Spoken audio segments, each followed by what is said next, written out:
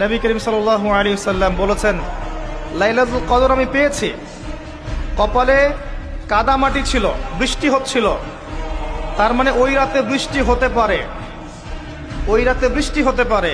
লাইলাতুল কদরের আলামত, রাতের বেলা বৃষ্টি হতে পারে।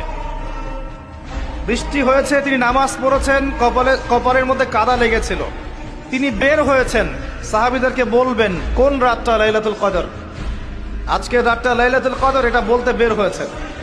বের হয়ে দেখছেন দুজন মুসলিম আপোষে ঝগড়া করছে। লিসেন টু মি, দুজন মুসলিম আপোষে ঝগড়া করছে। আমরা বলি না যে মুসলিমদের মাঝে ইখতিলাফগুলো রহমত, আমরা বলি না? দুজন মুসলিম আপোষে ঝগড়া করছে। এই কাজটার কারণে আল্লাহ রাব্বুল আলামিন নবী সাল্লাল্লাহু আলাইহি ওয়াসাল্লামের হৃদয় থেকে এই কথাটাকে তুলে নিলেন। তিনি আর বললেন না এক্স্যাক্টলি কোন রাতে লাইলাতুল কদর ছিল, তিনি বলতেই বেরিয়েছিলেন যে কোন রাতে লাইলাতুল কদর ছিল। আমাদের ইখতিলাফের কারণে আমরা সেই নির্দিষ্ট রাতটাকে হারিয়ে ফেলেছি। তবে এর মধ্যেই খায়ের আছে, এর মধ্যেই কল্যাণ আছে। আরবিতে একটা প্রবাদ আছে, কুল্লু শার ইউজাদু ফিহিল খায়র, প্রত্যেকটা অকল্যাণের পিছনেই কোনো না কোনো কল্যাণ আছে।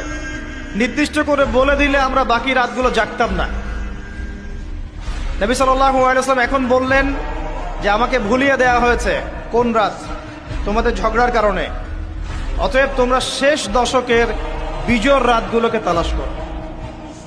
শেষ দশকের বিজোড় রাত বলতে 21-এর রাত, 23-এর রাত, 25, 27, 29, এই 5টা রাতের যে কোনো একটা লাইলাতুল কদর। এই রাতে ইবাদত করলে এত নেকি হচ্ছে, কারণটা কি? রাত আর দিন কি ডিফারেন্ট কিছু? প্রত্যেক রাতেই কিন্তু আল্লাহ পাক প্রথম আসমানে নেমে আসে, প্রত্যেক রাতে, শুধু শবে বরাতের রাতে নয়, শুধু নিসফে শাবানের রাতে নয়, কিন্তু প্রত্যেক রাতেই আল্লাহ পাক প্রথম আসমানে নেমে আসেন। তিনি কিভাবে নেমে আসেন এটা ব্যাখ্যা করার দরকার নেই আমাদের। আল্লাহ পাক বলেছেন নেমে আসি, বাস আসি। কারণ সবকিছু আমরা যুক্তি, বিজ্ঞান, দর্শন দিয়ে প্রমাণ করতে পারবো না। পারবো?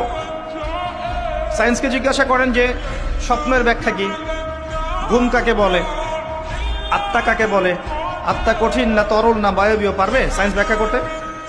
কবরের আযাব কি, জিন জাতি কি, জিন জাতি কাকে বলে, জিন জাতি কেমন দেখতে, মালায়েকা কেমন, তারা কিভাবে কাজ করে, তাদের ফাংশন কি, তারা কি ব্যাখ্যা করতে পারবে?